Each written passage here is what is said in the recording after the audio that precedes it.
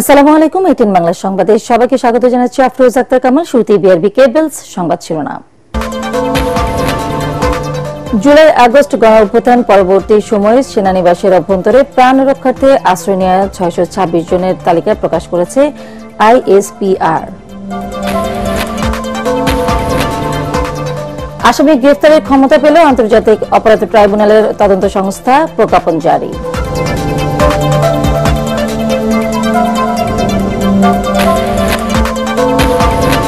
ইশরাকের শপথ ইস্যুতে রিট খারিজের লিখিত আদেশ প্রকাশ। 48 ঘণ্টার জন্য আন্দোলন স্থগিত। জনদুর্ভোগের জন্য নগরবাসীর কাছে ক্ষমা প্রার্থনা।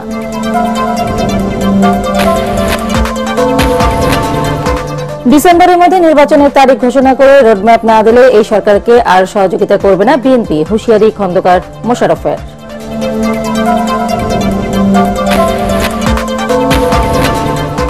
এবং দেশের বর্তমান পরিস্থিতি নিয়ে প্রধান উপদেষ্টা ডক্টর মোহাম্মদ ইউনূসের সাথে এনসিপির আহ্বায়ক নাহিদ ইসলামের সাক্ষাৎ।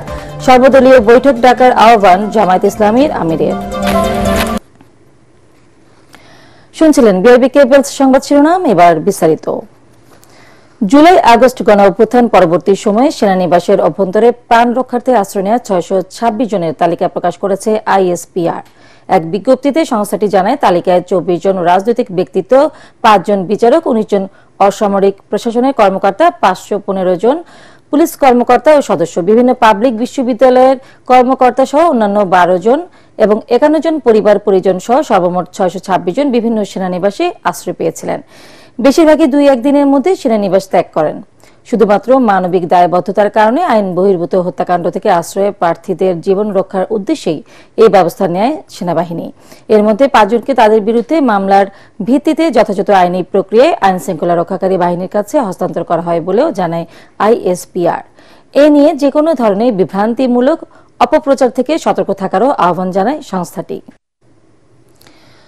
বিএনপি নেতা ইশরাক হোসেনকে ঢাকা দক্ষিণ সিটি কর্পোরেশনের মেয়র হিসেবে শপথ পড়াতে আর কোনো আইনি বাধা নেই বলে জানিয়েছেন তার আইনজীবীরা। ইশরাককে মেয়র ঘোষণা করে নির্বাচন কমিশনের দেয়া গ্যাজেটের কার্যক্রম স্থগিত চেয়ে রিট খারিজ করে দিয়েছে হাইকোর্ট। বিচারপতি আকরাম হোসেন চৌধুরী ও বিচারপতি দেবাশিস রায় চৌধুরীর দ্বৈত বেঞ্চ এই আদেশ দেন। হাইকোর্টের আদেশের বিরুদ্ধে আপিল করবেন রিটকারীর আইনজীবী। এদিকে ইশরাকের শপথ ইস্যুতে রিট খারিজের লিখিত আদেশ প্রকাশ করা হয়েছে। বিস্তারিত জানাচ্ছেন হুমায়ুন চিশতি। বিএনপি নেতা ইশরাক হোসেনের করা মামলার পরিপ্রেক্ষিতে গত 27 মার্চ ঢাকার প্রথম যুগ্ম জেলা জজ ও নির্বাচনী ট্রাইব্যুনাল তাকে মেয়র ঘোষণা করে রায় দেন।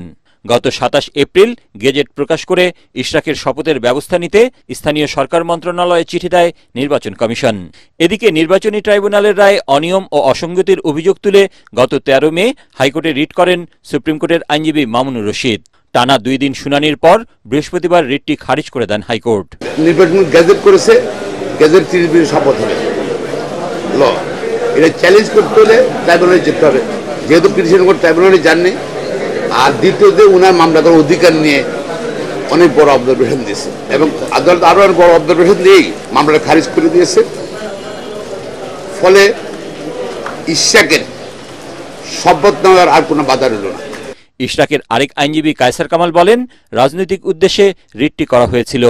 স্থানীয় সরকার উপদেষ্টা নির্দিষ্ট একটি দলের পক্ষ নিয়েছেন বলেও অভিযোগ করেন তিনি।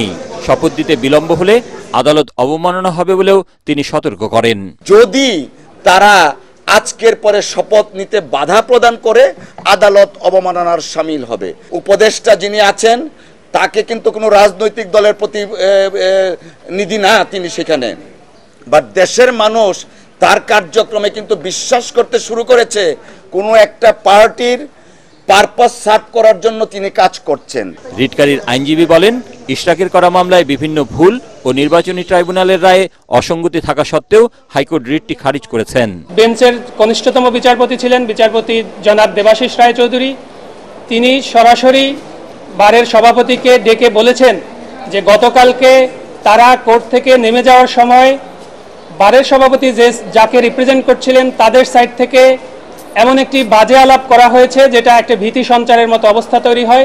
সেখানে স্পষ্ট করে বলা হয়েছে যে এই মামলায় যদি রুল দেয়া হয় তাহলে কোর্টে আর বসতে দিব না। কোর্ট আজকে আদেশ দেওয়ার শুরুতেই এই বিষয়ের অবতারণা করেছেন। আমরা ইতিমধ্যে আমাদের ক্লায়েন্টের সাথে কথা বলেছি। আমাদের ক্লায়েন্টের ইনস্ট্রাকশন হচ্ছে আমরা উচ্চতর আদালতে যাব, মহামান্য আপিল বিভাগে আমরা আপিল ফাইল করব। আপিল হলে বিচারাধীন বিষয় হিসেবে ইশরাক হোসেনকে শপথ পড়ানোর সুযোগ থাকবে না বলেও জানান রিটকারীর আইনজীবী। হুমায়ুন চিস্তি, এটিএন বাংলা, ঢাকা। এদিকে হাইকোর্টের রায়কে স্বাগত জানিয়ে আন্দোলন কর্মসূচি 48 ঘণ্টার জন্য স্থগিত করেছেন বিএনপি নেতা ইশরাক হোসেন। কাকরাইলে আন্দোলনকারীদের প্রতি কৃতজ্ঞতা জানানোর পাশাপাশি ভোগান্তির জন্য নগরবাসীর কাছে দুঃখ প্রকাশ করেন তিনি। 48 ঘণ্টার মধ্যে শপথ পড়ানোর ব্যবস্থা দৃশ্যমান না হলে আবারও রাজপথে নামার হুঁশিয়ারি দেন তিনি। মিজান শাহজাহানের রিপোর্ট। নিঃস্বার্থভাবে রাজপথে আন্দোলনকারী কর্মী সমর্থকদের কৃতজ্ঞতা জানাতে কাকরাইলে যান ইশরাক হোসেন। আমি আমার সেই ঘোষণাকে পুনর্ব্যক্ত করতে চাই। এ সময় রাত দিন জেগে রাষ্ট্রীয় অতিথি ভবন যমুনার পাশে অবস্থান নেয়া কর্মীদের ধন্যবাদ জানান জনতার মেয়র।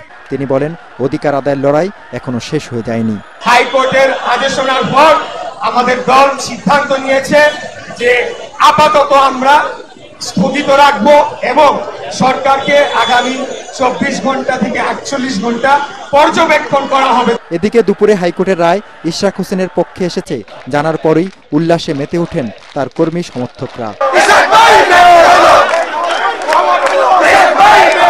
তারা বলেন, অবিলম্বে ঢাকা দক্ষিণ সিটি কর্পোরেশনের মেয়র হিসেবে ইশরাক হোসেনকে শপথ করাতে হবে। একই সাথে স্থানীয় সরকার উপদেষ্টা আসিফ মাহমুদ সজীব ভুইয়া ও তথ্য উপদেষ্টা মাহফুজ আলমের পদত্যাগ দাবি করেন তারা। ইশরাক হোসেনকে আমি ভালোবাসি, ওনাকে আমি মেয়র চাই। এই সরকার কাছে আহ্বান করব, অনুরোধ করব যেন হাইকোর্টের রায়কে যাতে সম্মান করে। যদি এটা না করে তবে তাদের জন্য, এটা দেশের জন্য এটা অমঙ্গল হবে, ক্ষতি হবে। আমরা নতুন করে কোনো ফ্যাসিস্ট জন্ম হোক সেটা জাতীয়তাবাদী দল কোনোভাবে বরখাস্ত করবে না। বুধবার সকাল থেকেই কাকরাইলে অবস্থান নেন আন্দোলনকারীরা। রাতভর অবস্থান নেয়া এসব কর্মীরা বলেন, ফ্যাসিস্টরা নানা রূপ ও আকার ধারণ করে এখনো কলকাঠি নাড়ছে। নব্য ফ্যাসিস্টের কবল থেকে জাতিকে রক্ষায় হাইকোর্টের রায়ের আগেই বৃষ্টিতে ভিজে মৎস্য ভবন থেকে কাকরাইল মোড় পর্যন্ত অবস্থান নিয়ে সড়ক অবরোধ করে নানা স্লোগান দেয় ঢাকাবাসী। মিজান শাহজাহান, এটিএন বাংলা, ঢাকা। বর্তমান পরিস্থিতি নিয়ে প্রধান উপদেষ্টা ডক্টর মোহাম্মদ ইউনূসের সাথে সাক্ষাৎ করেছেন জাতীয় নাগরিক পার্টি এনসিপির আহ্বায়ক নাহিদ ইসলাম। সন্ধ্যায় রাষ্ট্রীয় অতিথি ভবন যমুনায় দেশের বর্তমান রাজনৈতিক পরিস্থিতি নিয়ে তাদের মধ্যে আলোচনা হয়। এই তথ্যটি নিশ্চিত করেছেন জাতীয় নাগরিক পার্টির সিনিয়র যুগ্ম আহ্বায়ক ও রাজনৈতিক লিয়াজো কমিটির প্রধান আরিফুল ইসলাম আদিব। জুলাই ঐক্য বিনষ্টকারী এবং উপদেষ্টা পরিষদে ভারতীয় দোসরদের অপসারণ ও জুলাই ঘোষণাপত্রের দাবিতে বিক্ষোভ সমাবেশ করেছে জুলাই ঐক্য। ঢাকা বিশ্ববিদ্যালয়ের সন্ত্রাস বিরোধী রাজ্য ভাস্কর্যের পাদদেশে জুলাইয়ের শক্তিগুলোর মধ্যে ফাটল তৈরি এবং ভারতীয় আগ্রাসনের রুখতে আয়োজিত প্রতিবাদ সমাবেশ থেকে এ দাবি জানানো হয়। সংগঠনটির নেতারা বলেন, যারা জুলাই বিপ্লবকে নিজেদের ব্যবসার হাতিয়ার বানিয়েছে তাদের চিহ্নিত করে বিচারের মুখোমুখি করতে হবে। উপদেষ্টা পরিষদ, ভারতীয় দোসর এবং সচিবালয় প্রশাসন থেকে ফ্যাসিস্টদের দোসরদের অপসারণ করতে হবে।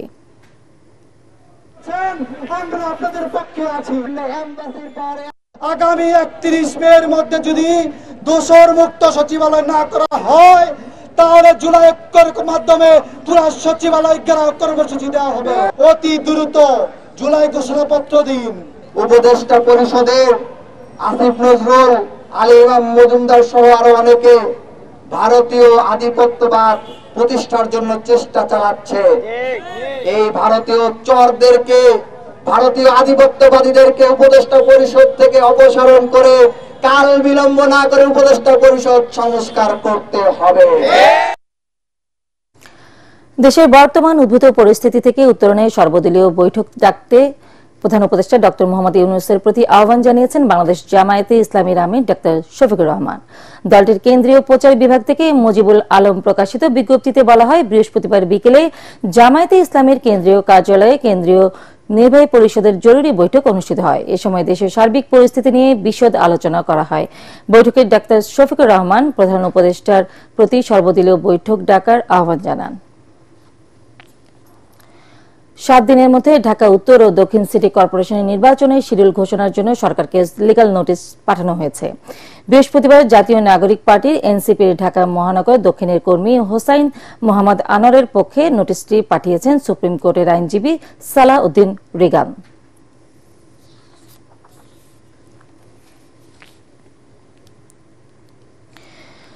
বৃহস্পতিবারের মধ্যে জাতীয় নির্বাচনের তারিখ ঘোষণা করে রোডম্যাপ না দিলে বিএনপির পক্ষ থেকে অন্তর্বর্তী সরকারকে সহযোগিতা অব্যাহত রাখা কঠিন হয়ে পড়বে বলে জানিয়েছেন বিএনপির স্থায়ী কমিটির সদস্য ডক্টর খন্দকার মোশাররফ হোসেন। গুলশানের সংবাদ সম্মেলনে তিনি অভিযোগ করেন, গণ অভ্যুত্থানের চেতনা অনুযায়ী সরকার নিরপেক্ষভাবে জনপ্রত্যাশা পূরণে ব্যর্থ। তারা কোনো মহলের রাজনৈতিক ফায়দা হাসিলের এজেন্ডা বাস্তবায়ন করছে বলে মন্তব্য করেন খন্দকার মোশাররফ। কামরুজ্জামান রাজীবের রিপোর্ট। প্রিয় সাংবাদিক ভাই ও বোনেরা, সাম্প্রতিক রাজনৈতিক পরিস্থিতি নিয়ে দলের অবস্থান জানাতে গুলশানে দলীয় চেয়ারপারসনের কার্যালয়ে এ সংবাদ সম্মেলন। এতে স্থায়ী কমিটির সদস্যদের উপস্থিতিতে লিখিত বক্তব্য উপস্থাপন করেন খন্দকার মোশাররফ হোসেন। তিনি বলেন, গণ অভ্যুত্থানের 9 মাস পার হলেও জনপ্রত্যাশা কতটুকু পূরণ হয়েছে তা প্রশ্নের সম্মুখীন। অন্তর্বর্তী সরকারের পক্ষপাতমূলক বিভিন্ন কর্মকাণ্ডে ইতোমধ্যেই ফ্যাসিবাদ বিরোধী ঐক্যে ফাটল ধরতে শুরু করেছে। নতুন একটি রাজনৈতিক দলের সদস্যদের উপদেষ্টা পরিষদে উপস্থিতি সরকারের নিরপেক্ষতাকে প্রশ্নবিদ্ধ করছে বলে দাবি করেন তিনি। ঐক্যের স্বার্থে অন্তর্বর্তী সরকারকে সর্বোচ্চ নিরপেক্ষতায় অবস্থান বজায় রাখা দরকার, কিন্তু লক্ষ্য করা যাচ্ছে যে কোনো মহলের রাজনৈতিক ফায়দা হাসিলের এজেন্ডা বাস্তবায়ন করাই যেন সরকারের কর্ম পরিকল্পনার অংশ হয়ে দাঁড়িয়েছে। অন্তর্বর্তীকালীন সরকারের সাম্প্রতিক কিছু কর্মকাণ্ডে সরকারের নিরপেক্ষতা নিয়ে জনমনে সংশয় সৃষ্টি হয়েছে। ঐকমত্যের ভিত্তিতে সংস্কার সনদ তৈরির প্রক্রিয়ার মধ্যেই স্থানীয় সরকার নির্বাচনের দাবিতে একটি দলের নির্বাচন কমিশন ঘেরাও কর্মসূচি উদ্দেশ্যমূলক ও রহস্যজনক দাবি করে তিনি বলেন, এর দায় সরকারের। স্থানীয় সরকার নির্বাচনের দাবিতে নির্বাচন কমিশন ঘেরাও করার বিষয়টি উদ্দেশ্যমূলক। জুলাই ছাত্র গণ অভ্যুত্থানের আকাঙ্ক্ষাকে ধারণ করে মানুষের হারানো ভোটাধিকার নিশ্চিত করার লক্ষ্যে যথাশীঘ্র সম্ভব জন আকাঙ্ক্ষা অনুযায়ী একটি নির্বাচিত রাজনৈতিক সরকার প্রতিষ্ঠা করাই এখন সর্বোচ্চ অগ্রাধিকার। তিনি বলেন, দেশের স্থিতিশীলতার স্বার্থে একটি নির্বাচিত রাজনৈতিক সরকার প্রতিষ্ঠায় গণ অভ্যুত্থান পরবর্তী অন্তর্বর্তী সরকারের অগ্রাধিকার। এর বিকল্প পরিস্থিতি তৈরি হলে বিএনপি অন্তর্বর্তী সরকারকে সহযোগিতার সিদ্ধান্ত পুনর্বিবেচনা করতে বাধ্য হবে। কামরুজ্জামান রাজীব, এটিএন বাংলা, ঢাকা। ঢাকা বিশ্ববিদ্যালয়ের শিক্ষার্থী সাম্য হত্যার বিচারের দাবিতে শাহবাগ ও ইন্টারকন্টিনেন্টাল মোড় অবরোধ করে আন্দোলন করেছে ছাত্রদল। খুনিদের অতি দ্রুত গ্রেফতার না করলে প্রধান উপদেষ্টার বাসভবন যমুনা ঘেরাও করার হুঁশিয়ারি দিয়েছেন সংগঠনের সভাপতি রাকিবুল ইসলাম রাকিব। সড়ক অবরোধের কারণে দিনভর রাজধানী জুড়ে তীব্র যানজটে ভোগান্তিতে পড়েন সবাই। মনির হোসেন তপু রিপোর্ট।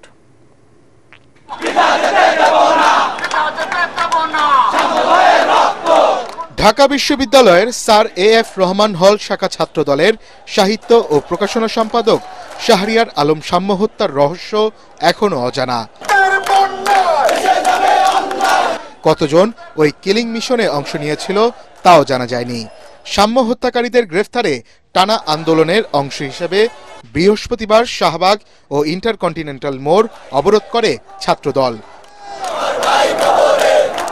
ক্যাম্পাসে ছাত্রদের নিয়ন্ত্রণ নেওয়ার জন্য ছাত্রদলকে তারা কর্তৃপক্ষ বানিয়ে ফেলেছে এবং কর্তৃপক্ষ হিসেবেই ছাত্রদলের এই দমন পীড়ন এবং এই হত্যাকাণ্ড ঘটনা হচ্ছে। মানুষ আমাদেরকে হয়তো বুঝতে পারতেছে না যে আমরা কেন জনদুর্ভোগ সৃষ্টি করছি। আসলে আমাদের এই বিচারের দাবিতে রাজপথে ঢেলে দেওয়া হয়েছে। ঢাকা বিশ্ববিদ্যালয় আমাদেরকে সুপরিকল্পিতভাবে আজকে এই রাজপথে এবং শাহবাগ অবরোধ করার মতো কর্মসূচি দিতে বাধ্য করেছে। সাম্যতার নিজ ক্যাম্পাসে হত্যার শিকার হওয়ার পরেও প্রশাসন কেন চুপ করে আছে? ঢাকা বিশ্ববিদ্যালয় বিসি এবং প্রক্টরকে অতি দ্রুত তাদেরকে পদত্যাগ করতে হবে। বৃষ্টি উপেক্ষা করে ছাত্রদলের বিভিন্ন ইউনিটের নেতাকর্মী জড়ো হয় কর্মসূচিতে। সকাল থেকে বিকেল পর্যন্ত চলে তাদের আন্দোলন। গভর্নমেন্টের যারা দায়িত্বশীল পর্যায়ে রয়েছে তারা সেই শুরু থেকে আমাদের সাথে বিমাতা সুলভ আচরণ করছে। আমরা বিশ্বাস করতে চাই যে তাদের সবার সদিচ্ছা রয়েছে এবং খুব শীঘ্রই তাদের যে দুর্বলতা রয়েছে তারা কাটিয়ে উঠবে। কারণ এই সাম্য হত্যার মাধ্যমে একটি বিষয় স্পষ্ট হয়েছে যে আইন শৃঙ্খলা রক্ষাকারী বাহিনী কিন্তু তাদের কিন্তু দুর্বলতা রয়েছে এবং স্পষ্ট। সেজন্য আমরা চাই যে দ্রুততম সময়ে সর্বশক্তি নিয়োগ করে তারা এই সাম্যের অপরাধ খুঁজে বের করে গ্রেপ্তার করবে এবং সাধারণ শিক্ষার্থী এবং সাধারণ জনগণ আশ্বস্ত করবে যে এই দেশে অপরাধ করে কেউ পার পায় না। সপ্তাহের শেষ কর্মদিবসে গুরুত্বপূর্ণ এই সড়কের মোড় অবরোধ করে রাখায় তীব্র যানজট সৃষ্টি হয় রাজধানী জুড়ে। ফলে দিনভর ভোগান্তিতে পড়েন অসংখ্য মানুষ, নষ্ট হয় মূল্যবান কর্মঘণ্টা। মনির হোসেন তপু, এটিএন বাংলা, ঢাকা। তারেক রহমানকে নিয়ে জাতীয় নিরাপত্তা উপদেষ্টা ডক্টর খলিলুর রহমানের বক্তব্য উদ্দেশ্যপ্রণোদিত ও দুরভিসন্ধিমূলক বলে মন্তব্য করেছে বিএনপি। ওই বক্তব্য প্রত্যাহার করে অবিলম্বে তাকে নিরাপত্তা উপদেষ্টার পদ থেকে সরিয়ে দেওয়ার দাবি জানিয়েছে দলটি। নয়াপল্টন কেন্দ্রীয় কার্যালয়ে সংবাদ সম্মেলনে দলের মুখপাত্র রুহুল কবির রিজভী অভিযোগ করেন, সরকারের কেউ কেউ সুকৌশলে তারেক রহমানের নিরাপদ প্রত্যাবর্তনকে অনিরাপদ করে তুলতে চায়। করিডোর ও বন্দর নিয়ে প্রশ্ন ওঠে তারেক রহমানের বিরুদ্ধে অপপ্রচার চালানো হচ্ছে বলে অভিযোগ করেন রিজভী। ইশরাক হোসেনের বিরুদ্ধে করা রিট খারিজ হয়ে যাওয়ায় জনগণের প্রত্যাশার প্রতিফলন হয়েছে বলে মন্তব্য করেন তিনি। তিনি তো বাংলাদেশের জন্য নন, বিদেশের জন্য কাজ করেন কিনা এই নিয়ে মানুষের মনে প্রশ্ন দেখা দিয়েছে। মানবিক করিডোর বা চ্যানেল নামে বাংলাদেশকে যুদ্ধক্ষেত্রে পরিণত করার পায়তারা করা হচ্ছে। তিনি বাংলাদেশকে অস্থির করার পরিকল্পনা করছেন, কিন্তু আমরা তা হতে দেব না। ডক্টর খলিলের অহেতুক প্রলাপে প্রতীয়মান হচ্ছে অন্তর্বর্তীকালীন সরকারের কেউ কেউ সুকৌশলে বাংলাদেশের প্রাণ তারেক রহমানের দেশে নিরাপদ প্রত্যাবর্তনকে অনিরাপদ করে তুলতে চায়। 2008 সালের সংসদ নির্বাচনে হলফনামায় সাবেক প্রধানমন্ত্রী শেখ হাসিনা 66 বিঘা জমি ও 2 কোটি টাকার তথ্য গোপন করেছিলেন বলে জানালেন দুদক চেয়ারম্যান ডক্টর আব্দুল মোমেন। মিথ্যা তথ্য দেওয়ার তার বিরুদ্ধে আইনি ব্যবস্থা নিচ্ছে দুদক। শেখ হাসিনার প্রার্থিতা থাকবে কিনা সে বিষয়ে ব্যবস্থা নিতে নির্বাচন কমিশনের চিঠি দেওয়া হয়েছে বলেও জানান সংস্থাটির চেয়ারম্যান। দাবি করেন রাজনৈতিক উদ্দেশ্যে এসব করছে না দুদক। রিপোর্ট মাহবুব চপলের। 2008 সালে নবম জাতীয় সংসদ নির্বাচনের হলফনামায় স্থাবর সম্পদের মধ্যে 20 বিঘা জমি ও অস্থাবর সম্পদের মধ্যে 3.5 কোটি টাকার মালিক বলে তথ্য দেন সাবেক প্রধানমন্ত্রী শেখ হাসিনা। ওই হলফনামা যাচাই করে দুদক বলছে তিনি 66 বিঘা জমি ও 2 কোটি টাকার তথ্য গোপন করেছেন। এই অপরাধে তার বিরুদ্ধে ব্যবস্থা নেবে দুদক ও নির্বাচন কমিশন। হলফনামায় প্রদত্ত তথ্য এবং দুদকের প্রাপ্ত তথ্য এই দুইটা বিশ্লেষণ করি, তাহলে দেখা যায় তিনি প্রায় 22 একর সম্পত্তি সম্পর্কে অসত্য তথ্য প্রদান করেছেন। সাধারণভাবে আমরা যেটা বুঝতে পারি, এতে প্রার্থিতা পদ বহাল থাকার কোনো কারণ নেই। তার পরিপ্রেক্ষিতে যে আইনগত ব্যবস্থা গ্রহণ করা প্রয়োজন, আমরা সেদিকে এগিয়ে যাব। সুতরাং আমরা এই বিষয়টি উত্থাপন করে আমরা নির্বাচন কমিশনকে পত্র দিয়েছি। ওই নির্বাচনে বিএনপি, জাতীয় পার্টি সহ বিভিন্ন দলের প্রায় 2000 প্রার্থী ছিলেন। তাদের মধ্যে শুধুমাত্র শেখ হাসিনার হলফনামা যাচাই করবার কারণ কি? সাংবাদিকদের এমন প্রশ্নের জবাব দেন দুদক চেয়ারম্যান। আমরা অনুসন্ধান অনেকগুলি নিয়ে শুরু করেছি, আস্তে আস্তে আপনারা জানতে পারবেন। দুদকের আমাদের যে শিডিউল, এই শিডিউলে রাজনীতির সুযোগ একেবারেই নেই। আপনার কি মনে হয়েছে যে এর মধ্যে কোনো অংশ রাজনীতি সম্পৃক্ত? আপনি এক ধরনের হলফনামা দিবেন আর প্রকৃতপক্ষে আপনার অন্য ধরনের সম্পদ পাওয়া যাবে, এর মধ্যে রাজনীতির সুযোগ কোথায়? যেহেতু আমাদের কাজকর্ম কাগজপত্র ভিত্তিক, তো সেখানে আপনার রাজনীতি ঢোকার সুযোগ খুব কম। আমরা চেষ্টা করব যাতে রাজনীতি এর মধ্যে প্রবেশ না করে। এদিকে স্থানীয় সরকার উপদেষ্টা আসিফ মাহমুদের সাবেক এপিএস মোয়াজ্জেম হোসেনকে জিজ্ঞাসাবাদ করেছে দুদক।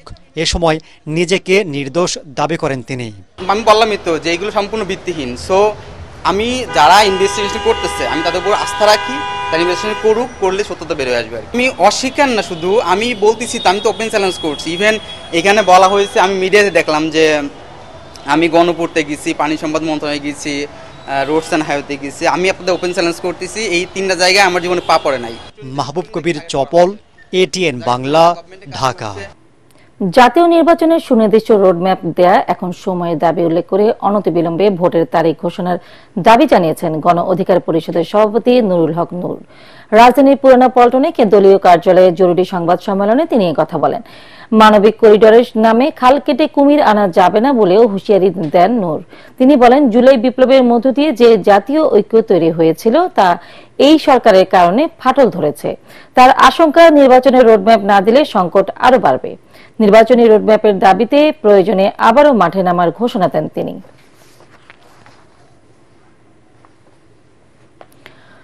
আন্তর্জাতিক cable TV broadcasting and communication expo 2025-এর পর্দা উঠল। বিকেলে রাজধানীর বসুন্ধরা আন্তর্জাতিক কনভেনশন সেন্টারে cable operators association of Bangladesh কোয়াবের আয়োজনে শুরু হয় মেলাটি। টেলিভিশন শিল্পকে ডিজিটাইজেশন করার লক্ষ্যে এবং কেবল ও ব্রডব্যান্ড খাতের অগ্রযাত্রায় কোয়াব সবসময় গুরুত্বপূর্ণ ভূমিকা পালন করে আসছে বলে জানান নেতারা। ইভেন্টে কেবল টিভি ইন্ডাস্ট্রির সর্বশেষ প্রযুক্তি উদ্ভাবন উপস্থাপনের জন্য কেবল প্রতিষ্ঠানগুলো অংশ নিয়েছে। পাশাপাশি বাংলাদেশের টেলিভিশন চ্যানেলগুলোরও স্টলও রয়েছে। মেলা চলবে 24 মে পর্যন্ত। দেশের জনপ্রিয় আইসক্রিম ব্র্যান্ড স্যাভয় এবার বাজারে এনেছে স্যাভয় ডিসকন আইসক্রিম। প্রতিষ্ঠানটি জানায় নতুন এই আইসক্রিম স্বাদে, টেক্সচারে এবং স্টাইলে গ্রাহকদের দেবে নতুন এক্সপিরিয়েন্স।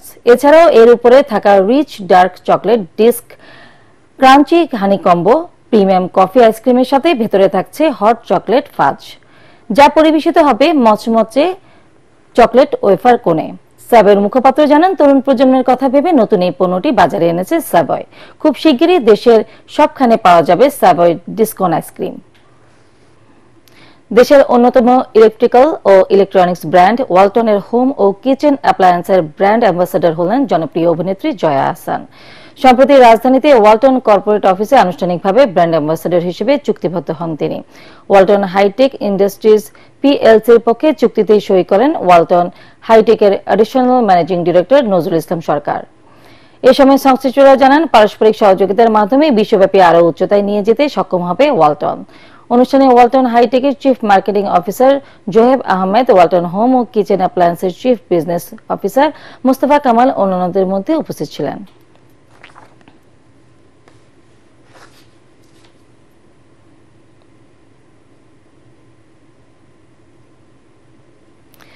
এবার খেলার খবর।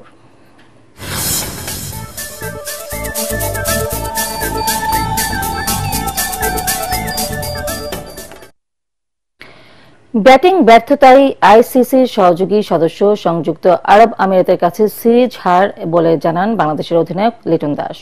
প্রতিটি ম্যাচেই দলের শীর্ষ সারির ব্যাটসম্যানরা প্রত্যাশা অনুযায়ী খেলতে পারেননি বলেও জানান তিনি। সার্জয়ের তৃতীয় ও শেষ টি-20 ম্যাচে 7 উইকেটে পরাজয়ের পর গণমাধ্যমে একথা বলেন লিটন দাস। পরাগারমানের রিপোর্ট। And that is UAE back-to-back wins against Bangladesh. আকাঙ্ক্ষিত জয় দিয়েই আরব আমিরাতের বিপক্ষে 3 ম্যাচের টি-20 সিরিজ শুরু করে বাংলাদেশ দল। দ্বিতীয় ম্যাচে পচা শামুকে পা কাটে টাইগারদের, তবে সুযোগ ছিল তৃতীয় ও শেষ টি-20তে ঘুরে দাঁড়িয়ে সিরিজ জয়ের। Captain of UAE Mohammad Wasim, কিন্তু স্বাগতিকদের বোলিংয়ে যেন ব্যাটিংই ভুলে গেল বাংলাদেশ। তাতে 7 উইকেটে হার লিটন শান্তদের। প্রথমবার বাংলাদেশের বিপক্ষে আন্তর্জাতিক সিরিজ জয়ের কৃতিত্ব দেখায় আরব আমিরাত। এই পরাজয়ে দলের বাজে ব্যাটিংকেই দুষছেন অধিনায়ক লিটন দাস। ডেফিনেটলি আমরা ভালো ক্রিকেট খেলিনি। আমরা যদি ভালো ক্রিকেট খেলতাম তাহলে নিশ্চয়ই জিততাম। অবভিয়াসলি যে মাঝখানে আমরা কিছু মিস্টেক করেছি। আমার মনে হয় যে আমরা ফিল্ডিং প্লাস বোলিং এ কিছু এক্সিকিউশন করতে পারিনি। ব্যাটিংটা আমার কাছে মনে হচ্ছে totally out of the game ছিল। আমরা যদি ব্যাটিং ভালো করতাম ডেফিনেটলি আজকের গেমটা আমাদের হাতে থাকতো। সিরিজের 3 ম্যাচে শিশির জয় পরাজয়ে ভূমিকা রেখেছে বলে মনে করেন টাইগার দলপতি। শিশিরের কারণে বোলাররা নিজেদের খেলাটা খেলতে পারেননি বলে জানান লিটন। যদিও বা এটা খুব নেগেটিভ ওয়েতে মনে হয়, কিন্তু ডিউ অনেক বড় একটা ফ্যাক্ট ছিল এই পুরো 3টা গেমই। খুব একটা আমরা হেল্প পাইনি বোলিং এ, বিকজ বলটা এত ভিজে গেছিল যেটার কারণে আমাদের বলাররা স্পিনার হোক পেস বলার হোক খুব একটা স্বাচ্ছন্দ্য বোধ করেনি। এ পর্যন্ত মোট 5টি আইসিসি সহযোগী সদস্য দেশের কাছে আন্তর্জাতিক ম্যাচে হারল বাংলাদেশ। নিজেদের ভুল ত্রুটি শুধরে পরবর্তী সিরিজে ভালো করবে লাল সবুজের দল, এমন প্রত্যাশা সবার। হয়তোবা তাদেরকে মন মতন জয়গুলো উপহার দিতে পারিনি, এজন্য সরি, বাট আশা করবো যে তারা যেন সবসময় আমাদের পাশে থাকে। Parag Arman, ATN Bangla. What a moment for these young boys. শেষ করার আগে বিআরবি কেবলস সংবাদ শিরোনাম আরো একবার। জুলাই আগস্ট গণঅভ্যুত্থান পরবর্তী সময়ে সেনানিবাসের অভ্যন্তরে প্রাণ রক্ষার্থে আশ্রয় নেওয়া 626 জনের তালিকা প্রকাশ করেছে আইএসপিআর।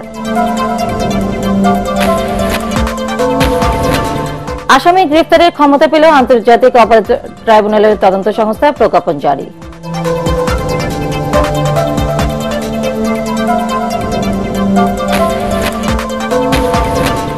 শুরাকের শপথ ইস্যুতে রিট খারিজের লিখিত আদেশ প্রকাশ, 48 ঘন্টার জন্য আন্দোলন স্থগিত, জনদুর্ভোগের জন্য নগরবাসীর কাছে ক্ষমা প্রার্থনা।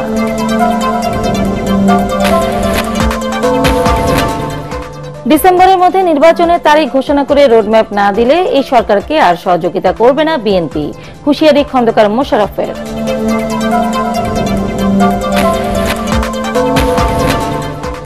এবং দেশের বর্তমান পরিস্থিতি নিয়ে প্রধান উপদেষ্টা ডক্টর মোহাম্মদ ইউনূসের সাথে এনসিপির আহ্বায়ক নাহিদ ইসলামের সাক্ষাৎ, সর্বদলীয় বৈঠক ডাকার আহ্বান জামায়াতে ইসলামীর আমিরের। পরবর্তী সংবাদ দেখার আমন্ত্রণ জানিয়ে এখনকার মতো শেষ করছি এটিএন বাংলা সংবাদ। ইউটিউবে দেখতে ব্রাউজ করুন ইউটিউব/এটিএন বাংলা নিউজ। ধন্যবাদ সবাইকে।